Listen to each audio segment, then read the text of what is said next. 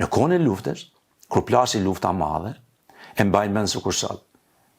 Para shtëpisë time na ngrumbulluan ushtria serbe në ato kohë, dhe në mesin e 300 vetëve, ndoshta edhe më tepër kishte.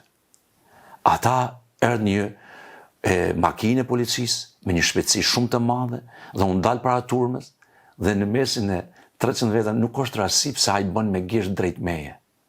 Dhe ishte edhe një burr tjetër dhe ai na ftoi të dyve me një zot të madh. Mamën tim vetëm që se lshuan këmbët. Pastaj, duke u afruar, e mbaj mend sikur tani, polici e bëri gati automatikën. Dhe unë prita se kur do të vinë plumat në trupin tim.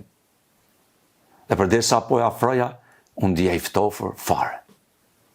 Dhe pastaj, edhe mua dhe atë na thaj disa gjëra dhe na liroj.